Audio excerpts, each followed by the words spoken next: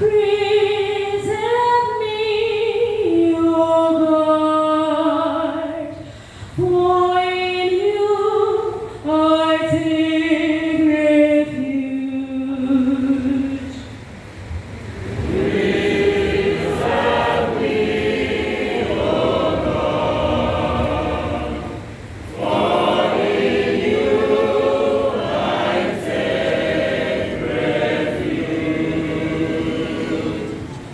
O Lord, it is you are my portion and God, you yourself who secure my life. I keep the Lord before me always, with him as my right hand, I shall not